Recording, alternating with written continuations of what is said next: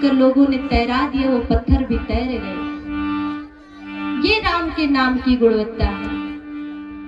अच्छा, अगर हम सामने आप ये दृश्य देखिए कि हमारे सामने ठाकुर जी आ जाएं और ठाकुर जी कह दें कि मैं आपको किस स्थान पर और किस जगह आपका जन्म करूं, तो आप लोग क्या मानेंगे? कहां कहेंगे कि प्रभु आप हमें यहाँ पर पैदा कीजिए? अच्छा, कौन कौन अयोध्या गया इस समय? जब से राम मंदिर का निर्माण हुआ कितने लोग गए हैं? हाँ भैया, एक भी नहीं गए। चलिए, तन से नहीं गए लेकिन मन से तो गई हैं। हाँ, तो मीठी मीठी तालियां सभी लोग बजाएंगे और कहेंगे क्या कि नगरी हो अयोध्यासी, रघुकुल सा घराना हो, चरण हो राघव के जहाँ मेरा ठिकाना हो। नगरी हो अयोध्यासी, रघुकुल सा घराना हो, और चरण हो राघव के जहाँ मेरा ठिकाना हो। बहुत सारे लोग चरण हो राघव के जहाँ मेरा ठिकाना हो। बोलिए अयोध्या धाम की जय हो, बोलिए श्री राम की।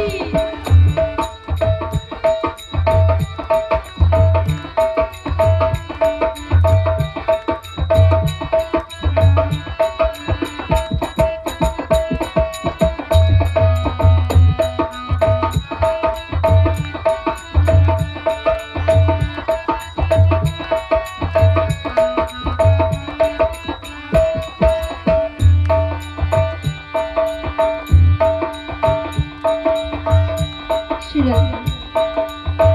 और साधक क्या कहता है कि प्रभु, भक्त की इच्छा है कि भाई कैसा होना चाहिए? लक्ष्मण सा भाई हो,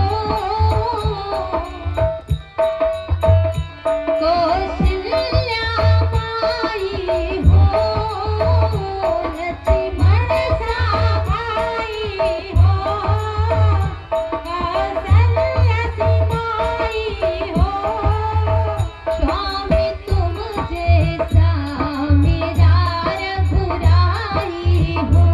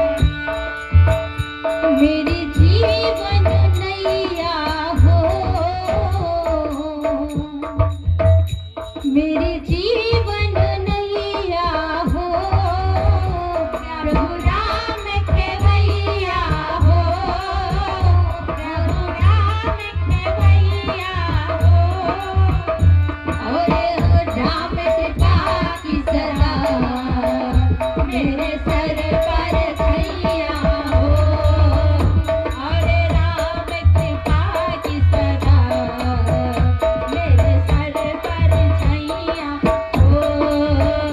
नगरी हो अयोध्यासी रघुकुल सा घराना हो, और चरण हो राघव के जहाँ मेरा ठिकाना हो, और चरण हो राघव के जहाँ मेरा ठिकाना हो।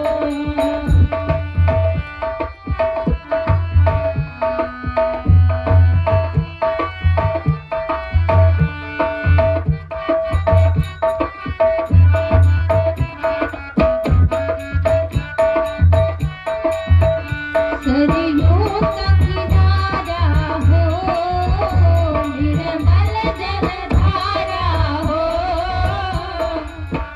और बरस मुझे भगवन हर घड़ी तुम्हारा हो, और बरस मुझे भगवन हर घड़ी तुम्हारा हो।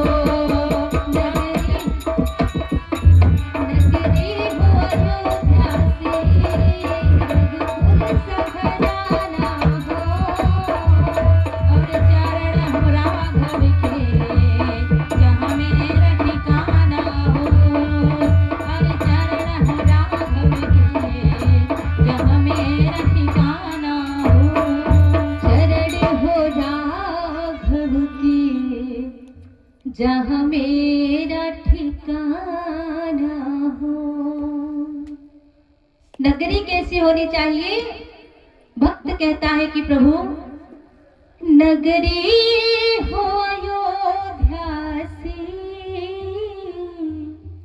रघुकुल सा घराना हो,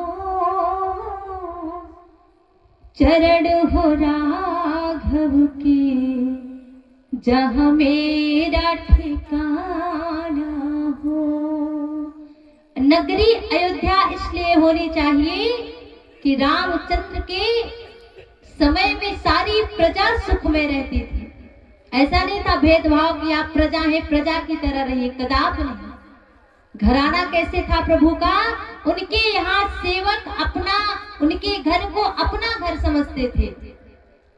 इसीलिए साधक ने लिखा कि नगरी हो अयोध्यासी रघुकुल की तरह राजा होना चाहिए, जो सारी प्रजा को एक समान सम्मान दे। उसी प्रजा के कहने पे हमारी किशोरी जी को राम जी ने उनकी बातों को मानकर वनवास भेज दिया था, जहां पर लव और कुश का जन्म हुआ था।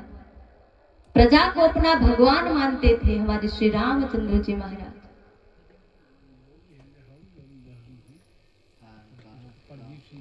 इसीलिए देखिए हमारे नेताजी अब खाली छोट मोटे अमाउंट का हैं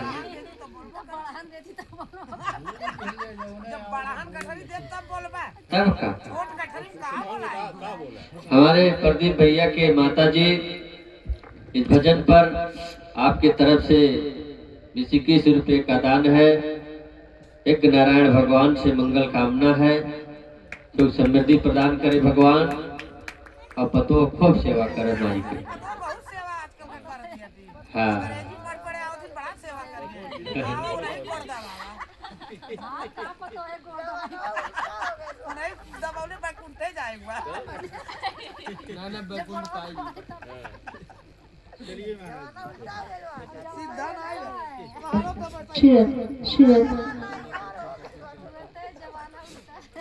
बोलिए राजा रामचंद्र जी भगवान की जय हो।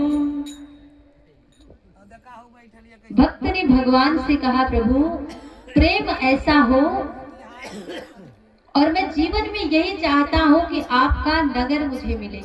इसी भगवान के नाम को देखिए, शंकर जी ने प्राप्त किया राम राम जपते हुए भक्ति को अलख निरंजन करने वाले अपनी पत्नी को त्याग दिया।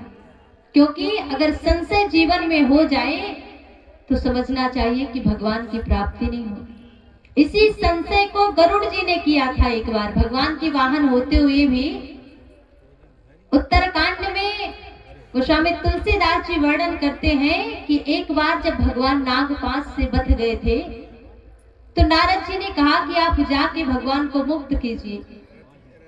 गरुड़ जी ने सोचा, अरे ये सारी दुनिया को मुक्त करने वाले हैं, मैं इनको मुक्त करूं?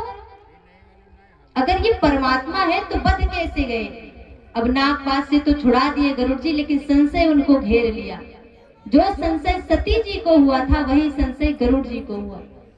अब गरुड़ बेचारे भाग के रास्ता नहीं पा रहे कि मैं कहां जाऊं और क्या कहूं लोगों से, अब मैं किससे पूछूं। और जैसे ही पूछने के लिए बेचारे इधर उधर भटक रहे थे तो क्या हुआ, गरुड़ जी महाराज बड़े परेशान हो गए। रास्ते में नारद जी मिले। अब जाते जाते उनको शंकर जी मिले। नारद जी ने शंकर जी के पास भेजा। शंकर जी ने कहा, एक काम कीजिए, आप मुझे रास्ते में मिले हैं, मैं आपकी चिकित्सा कैसे कर सकता हूँ? आपको बुखार कितने डिग्री है कौन जान सकता है? आप एक काम करिए, आप जाइए ब्रह्मा जी के पास, वही इसका निवारण कर पाएंगे। अब गरुड़ जी महाराज जैसे किसी को प्यास लगी है तो वो कुआं ढूंढेगा, कुएं के पास जाएगा, प्यासा थोड़ी कुएं के पास जाएगा। प्यासा व्यक्ति कुएं के पास जा रहा है लेकिन कुआं प्यासे के पास कदाप नहीं आएगा। अब बेचारे गरुड़ जी इधर से उधर देवी देवताओं में लगाए हैं। जैसे ही ब्रह्मा जी के पास गए, ब्रह्मा जी ने कहा, रे आपको भी ये मोह घेर लिया? बोले, हाँ प्रभु, क्या बताऊं, मुझे नारद जी ने भेजा है और मैं इनके मर्म को नहीं जान पा रहा हूं। क्योंकि नारद जी गरुड़ जी से एक ही बात कहे कि यही प्रभु मुझे भी नचाए और आपको नचा रहे हैं, आप मेरे पिताजी के पास जाइए। नारद जी ने बड़ी सुंदर बात कह के भेजी थी कि जेहि बाहु बार नचावा मोही सोई व्यापक विहंग पति तोही। जिसने मुझे बार बार नचाया आज वही आपको परेशान कर रहा है। बोले, कैसे दूर होगा? ब्रह्मा जी ने इसका उपाय बताएंगे, आप ब्रह्मा जी के पास जाइए। ब्रह्मा जी के पास गए। ब्रह्मा जी ने कहा, नारद जी, गरुड़ जी क्या हुआ? बोले, प्रभु मुझे ऐसी ऐसी समस्या हो गई है। ब्रह्मा जी ने कहा, ऐसे नहीं संशय जाएगा। कैसे जाएगा? कितना बही हो यह सब संशय भंगा, जब बहु काला करिए सत्संगा। कैसे जाएगा? बिना संतों की संगत किए, बिना भगवान की कथा किए आपका ये संशय नहीं जाने वाला है। और एक दो दिन में नहीं, इस 9 दिन में नहीं, तब ही होया सब संशय भंगा। कब? जब बहु काल, 1-2 महीने में नहीं, बहुत काल तक, बहुत समय बीत जाए तब आप कथा का श्रवणपान करते जाइए। साल, 2 साल, 4 साल, 10 साल बीत जाए तब जाकर आपका संशय खत्म होगा। क्यों? जाने बिनु न होए प्रतीति। गरुड़ जी महाराज कहाँ चले? संतन के संग लाग रे तेरी अच्छी बनेगी। संतन के संग लाग रे तेरी अच्छी बनेगी। संतन के संग तेरी लाग रे तेरी अच्छी बनेगी। संतन के संग लाग रे तेरी अच्छी बनेगी। संतन के संग तेरी लाग रे तेरी अच्छी बनेगी। रामचरण अनुराग रे तेरी अच्छी बनेगी। अच्छी बनेगी तेरी, अच्छी बनेगी तेरी, अच्छी बनेगी।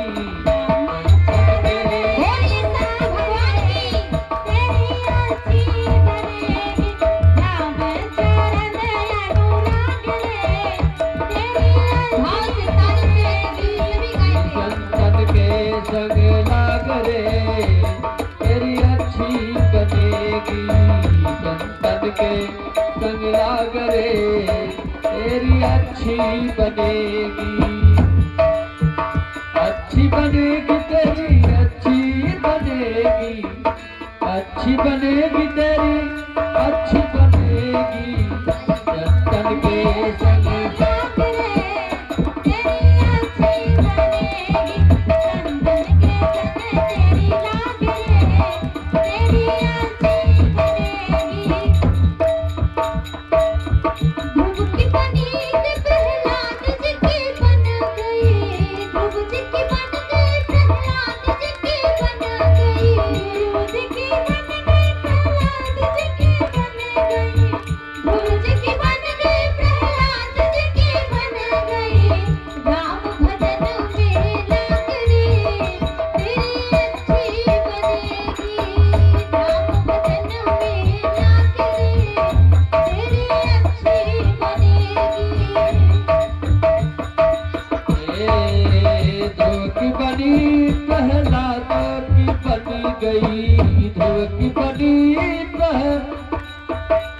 संग की बनी गई। राम भजन अनुराग रे तेरी अच्छी बनेगी। संतन के संग लाग रे तेरी अच्छी बनेगी। अच्छी बनेगी तेरी, अच्छी बनेगी तेरी, अच्छी बनेगी। संतन के संग बनेगी।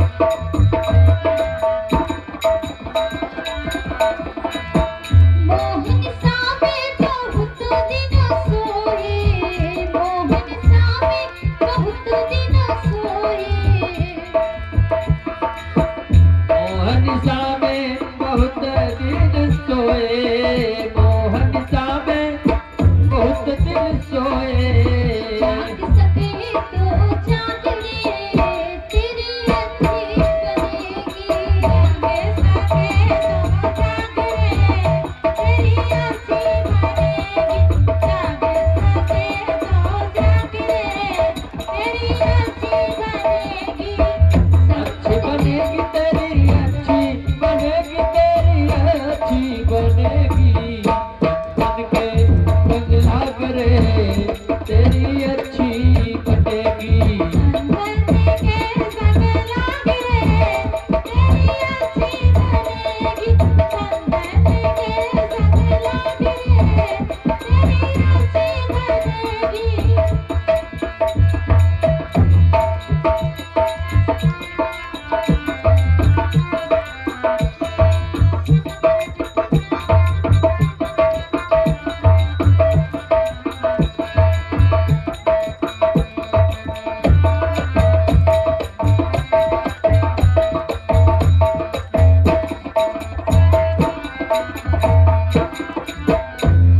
देखिए, संसार में तीन चीजें ही हमें दुखदाई होती हैं। क्या क्या?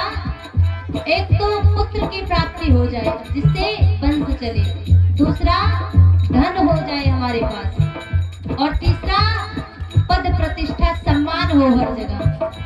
जब इस तीन चीजों को त्याग देंगे तब संत क्या कहते हैं? सुत बितलोक सनाथी, सुत बितलोक सनाथी, सुत लोक ईशड़ा दीदी, बितलोक सनाथी, सुत लोक ईशड़ा दीदी। त्याग सके तो त्याग रे, तेरी अच्छी बनेगी।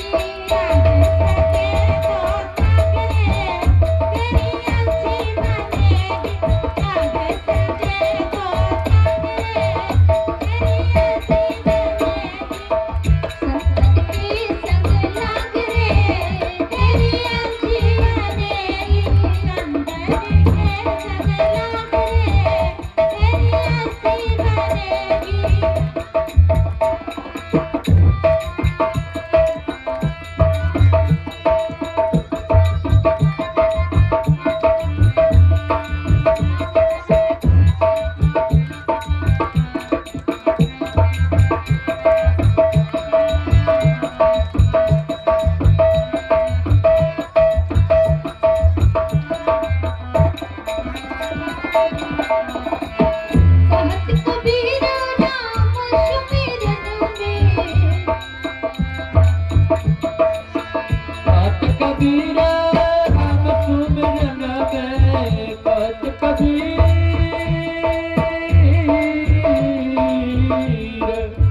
कहत कबीर राम सुमिरन में, राम सुमिरन में, राम सुमिरन में।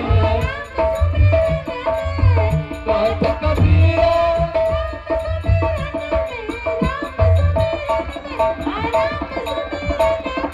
राम सुमिरन में, राम सुमिरन में, राम सुमिरन में, राम सुमिरन में, राम सुमिरन में। अब पाक सके तो पाक रे, तेरी अच्छी बनेगी। पाक सके तो पाक रे, तेरी अच्छी बनेगी। अच्छी बनेगी, अच्छी बनेगी, अच्छी बनेगी, अच्छी बनेगी, अच्छी बनेगी।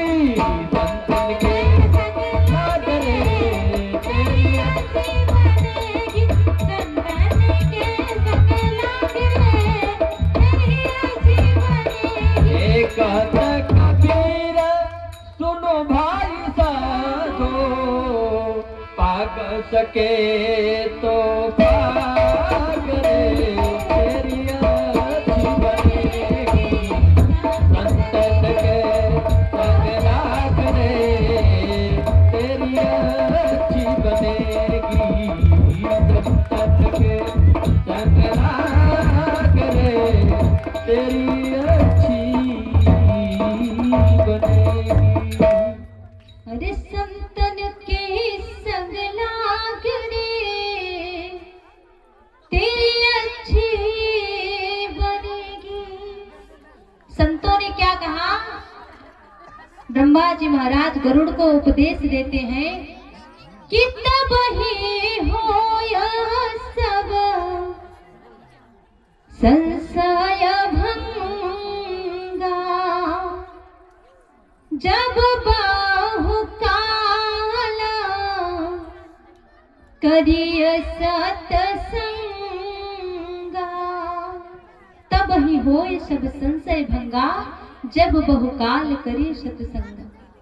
एक दो समय तक नहीं, बहुत काल तक, काल यानी समय, जब बहुत समय तक संतों की संगत की जाएगी, भगवान की कथा का श्रवणपान किया जाएगा, तब जाके आपको इस मोह से निवृत्ति मिलेगी। गोस्वामी तुलसीदास जी महाराज कहते हैं, गरुड़ जी महाराज जाने लगे और काग भुसुंडी जी से जाकर कथा का श्रवणपान करते हैं। जो कल हम विवाह की कथा सुने, तब कहाँ कथा थी? याज्ञवल्क्य जी महाराज भरद्वाज जी महाराज को ये कथा प्रयागराज में सुना रहे हैं। और आज कथा इसमें देखिए 4 वक्ता और 4 श्रोता है, 4 घाट है श्री रामचरितमानस में। पहला घाट प्रयागराज में याज्ञवल्क्य जी महाराज भरद्वाज जी को कथा सुनाते हैं, और दूसरे घाट पे गोस्वामी तुलसीदास जी महाराज गंगा मैया को और सभी संतों को कथा का श्रवणपान करवाते हैं। और तीसरी कथा शंकर भगवान मां भवानी को सुनाते हैं। ये ज्ञान घाट है। ज्ञान घाट पर क्यों सुनाया? क्योंकि बाबा हमारे ज्ञानी हैं, ज्ञानी में अग्र ज्ञानी कहे जाने वाले हैं। उसके बाद एक कथा काग भुसुंडी जी महाराज सुना रहे हैं। किसको? गरुड़ आदि पक्षियों को श्रवणपान करवा रहे हैं। ये भक्ति घाट है। उसके बाद गोस्वामी तुलसीदास जी कहते हैं, ये कथा कब चल रही थी? यही समय था जब प्रयागराज में सब लोग स्नान करने गए थे। भरद्वाज जी महाराज याज्ञवल्क्य जी महाराज के चरण को पकड़ लेते हैं और एक ही प्रश्न पूछते हैं। प्रश्न क्या था? कि राम कवन प्रभु पूछो तो ही। प्रभु, मैं आपसे प्रश्न करता हूं कि राम कौन है। लेकिन कथा क्या बताए थे याज्ञवल्क्य जी महाराज? भगवान शंकर की कथा, उनके विवाह की कथा बता दिए कि अगर राम से प्रेम है तो पहले राम के भक्त की कथा सुनी जाए। यही प्रयागराज। आप लोग स्नान करने गए थे आज कि नहीं? अच्छा, कितने लोग गए थे स्नान करने? अच्छा, बिड़हर घाट पे मैया कहते 12 डुबुक्की मारे, बुड़ुक्की हो। यहाँ की जहाँ जैसे भाषा है 12 डुबकी ठीक भी है। ऐसे एक हमारे दानचंद जी थे। एक बार बड़े ही कंजूस थे, नाम के विपरीत थे। नाम था दानचंद्र जी और कंजूस इतने थे कि समझिए मक्खी चूस। चमड़ी जाए तो जाए पर दमड़ी ना जाए। अब एक दिन पत्नी ने कहा कि एक काम कीजिए, आप जाइए गंगा जी स्नान कराइए बिड़हर घाट। कहाँ पे? बिड़हर घाट। अब दानचंद जी, अब बताइए यहाँ से बिड़हर घाट कितना पड़ेगा? 12 किलोमीटर और पड़ेगा। दानचंद जी के घर से गंगा मैया की दूरी 12 किलोमीटर की। अब 12 किलोमीटर जाने में मुश्किल से 10-20 रुपए। दानचंद जी ने सोचा, रे अगर मैं ऑटो करता हूं तो 20 रुपए लगेंगे, एक काम करता हूं पैदल पैदल चला जाता हूं। पत्नी बहुत जबरदस्ती की कि अरे जाइए, आज बसंत पंचमी है, नहा के आइए। बोले जाऊंगा तो, लेकिन एक नवा खर्च नहीं करूंगा। दानचंद जी बेचारे पैदल पैदल 12 किलोमीटर गए और वहां पहुंचे। थक के एकदम चूर थे, लेकिन विचार करने लगे कि अगर मैं किसी और घाट पे जाऊंगा तो कोई पंडा मांगेगा ही कि भाई हमको दक्षिणा दे। अब सोचे दक्षिणा तो लगेगा, एक काम किया जाए, इधर उधर देखे, सोचे ऐसे घाट पे जाऊंगा स्नान घाट पे तो पैसा देना पड़ेगा, एक काम करता हूँ मुर्दा घाट पे चला जाता हूँ। अब दानचंद जी मुर्दा घाट पे पहुंचे। कौन से घाट पे? मुर्दा घाट पे। अब भगवान ने सोचा, रही इतना कंजूस व्यक्ति जीवन में कभी दान भी नहीं किया, और ऊपर से स्नान भी करने आया तो 2-4 रुपए मिलना भी था, तो मुर्दा घाट पकड़ लिया। अच्छा, मुर्दा घाट पे कपड़े जल्दी से निकाले, चारों तरफ देखे कोई नहीं है, जल्दी से स्नान करके निकल आऊंगा, कपड़े पहन के चला जाऊंगा। अब भाई पत्नी ने कहा है तो काम करना ही पड़ेगा। अब बेचारे क्या किए, इधर उधर देखे, जैसे ही डुबकी लगाए भगवान पंडा के रूप में आ गए। यजमान की जय हो। दानचंद ने कहा, अरे मुर्दा घाट भी ना छोड़े। भगवान ने कहा, प्रभु आप हमारे यजमान हैं, आपसे ही हमको कुछ दक्षिणा मिल जाती है तो हमारा साल भर चल जाता, क्योंकि साल भर बाद आएगा ही। तो भगवान ने सोचा अच्छा, तो बोला अच्छा एक काम करो, मुर्दा घाट भी नहीं छोड़ते हो। भगवान ने कहा मैं कोई घाट नहीं छोड़ता, चाहे मुर्दा घाट हो चाहे स्नान घाट हो। दानचंद जी बड़े सोच में पड़ गए। बोला अच्छा देखिए मेरे पास इस समय कुछ है नहीं, अगर लेना है आपको तो एक ढेला ले लो। क्या ढेला? अब ढेला दे दिया। भगवान ने सोचा कोई बात नहीं, मैं संतोषी ब्राह्मण हूँ और इसी ढेले में काम चला लूंगा, लेकिन आप आएंगे कब? बोले अगली बार आऊंगा तो ले लेना। बोला चला जाऊंगा, आऊंगा ही। अच्छा, फिर पैदल पैदल घर गए। अब 12 किलोमीटर आना, 12 किलोमीटर जाना। अब गया, पत्नी से बताया कि बहुत थक गया। पत्नी ने कहा ऑटो कर लेते। बोले पैसा नहीं लगता का, फ्री में आता है। बोली अच्छा। पत्नी ने कहा अच्छा ठीक है। सेवा सत्कार करने लगी, गर्म पानी पिलाने लगी, जल। अब तब तक भगवान पहुंच गए। भगवान ने कहा यजमान की जय हो। पत्नी बोली तुम कौन? बोले अभी अभी आपके पति स्नान करके आए हैं। बोले हाँ। बोले ढेला दे के आए हैं, उसी के दान में मैं आया हूं, अब मुझे ढेले के बराबर दान चाहिए। पत्नी बोली अंदर गई। बोली आपने किसी को ढेला दे के आए हैं? बोले हाँ। क्या हुआ? बोले वो आ गए। बोले आ गए? बोले हाँ। अब तो दान दे जा। वो कहता एक काम करो, जब वो आ ही गया है तो कह दो बीमार है। बीमार है? बोले हाँ एकदम बीमार है। पत्नी आई, बोली यजमान जी क्या बताएं, पैदल पैदल आए, बीमार पड़ गए।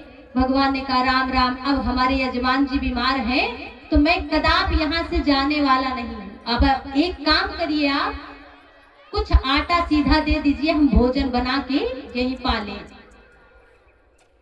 अब तो और असमंजस में, अरे अब ये भोजन पाएगा, उतना आटा चावल चला जाएगा। पत्नी ने कहा कि वो ब्राह्मण देवता कह रहे हैं कि थोड़ा सा अनाज दे दो, हम यही बना के पालेंगे। दानचंद बोला अरे राम राम, अब अनाज भी पाएगा? बोले हाँ। बोले काम करो, जाओ कह दो मर गए।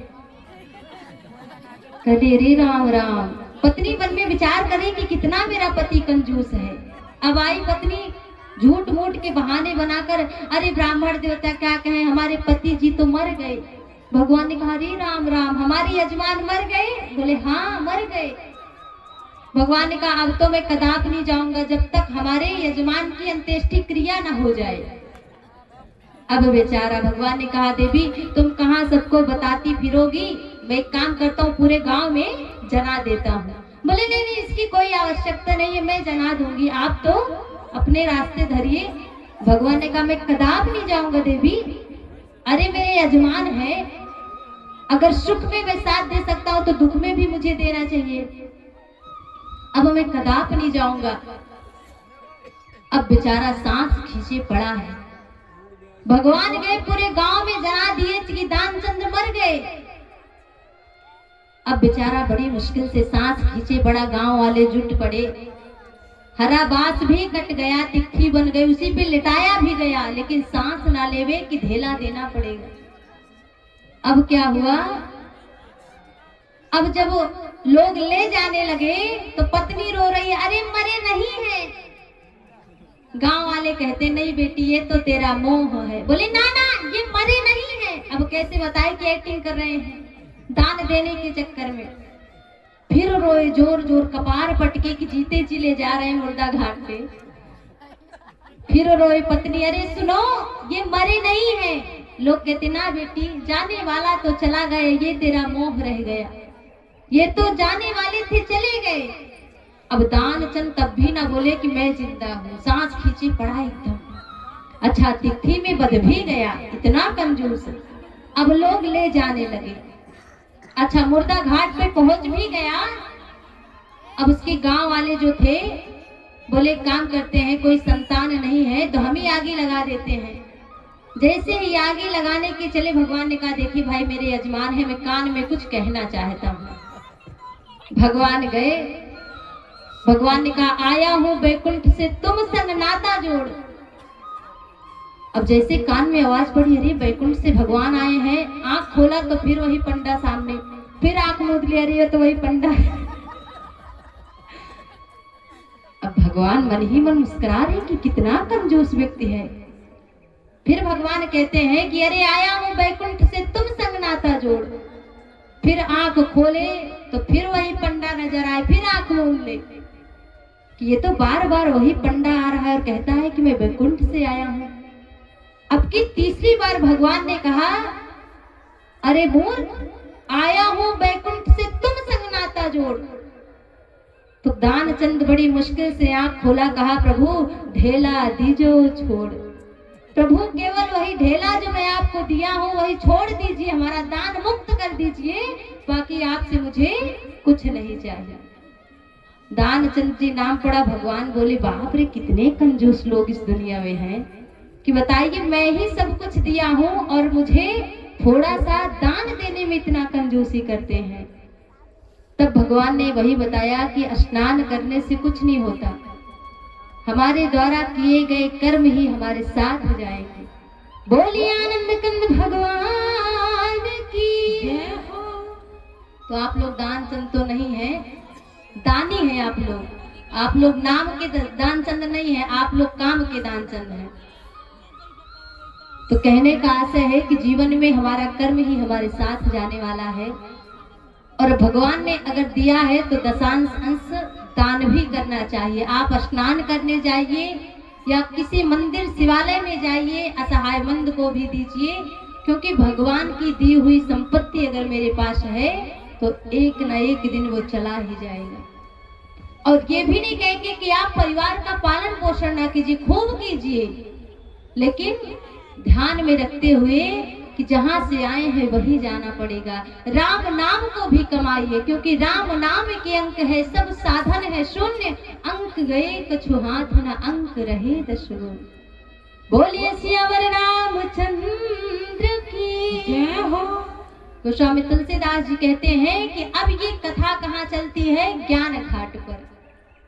भगवान वहां से आए, ताड़का नामक असुर का संहार किए उनके पुत्र ने। एक दिन की बात है, भगवान क्या करते हैं, सुंदर सा वटवृक्ष है जो प्रतिवर्ष बारह महीना 30 दिन,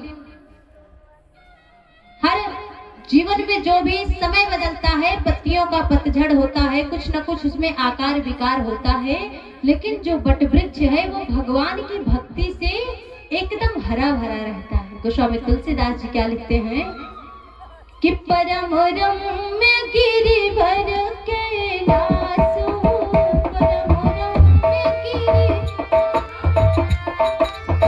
जहाँ उमा शिव करहि निवासु,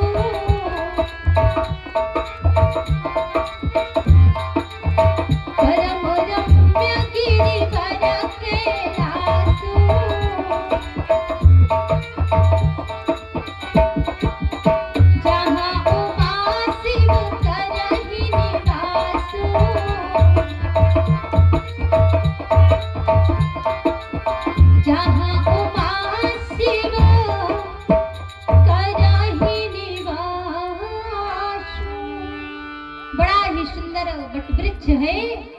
भगवान ने देखा कि उसी समय भगवान के नाम का जाप करने के लिए जा रहे थे, भगवान की कथा करने के लिए जा रहे थे। उसी समय क्या हुआ, भगवान देखते हैं कि पार्वती जी भगवान के साथ उस कथा में शामिल होने के लिए चल पड़ती हैं। और जैसे ही शामिल होने के लिए गई, भगवान एकदम से प्रसन्न हो जाते हैं। भगवान ने कहा देवी आप किस भाव से आई हैं, मैया ने कहा प्रभु मैं भगवान की कथा का श्रवणपान आपके मुखारविंदों से करना चाहती हूँ। भगवान एकदम गदगद हो गए।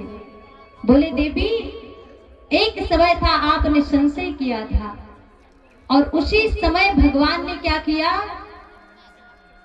पार्वती मैया को बहुत आदर पूर्वक से बैठाया अपने वाम अंग में, और जैसे ही वाम अंग में स्थान देते हैं प्रभु, पार्वती मैया ने यहाँ पर 14 प्रश्न किए भगवान से कि प्रभु आप मुझे बताइए कि भगवान ब्रह्म होते हुए भी किस कारण से राजा दशरथ के पुत्र के रूप में इस धरती पर आए, और कौन सा कारण था कि वो मनुष्य का रूप धर के आए, और क्या कारण था कि वनवास गए और उसी वनवास में जाकर रावण को किस प्रकार मारे, और उसके बाद संतों को तारते हुए किस कारण से प्रभु वनवास से लौट कर आए, और किस किस संत को हमारे ठाकुर जी ने तारा, और आने के बाद हमारे प्रभु कहां पर गए।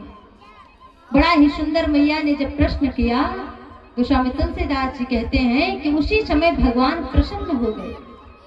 बोले देवी भगवान के जन्म के अनेक कारण है यहाँ पर, और सबसे पहले राम के नाम को सुनते ही भोले बाबा 48 मिनट तक समाधि में चले गए और भगवान के चरणों का स्तुति करने लगे। हरि मंगल भवन अमंगल हारी,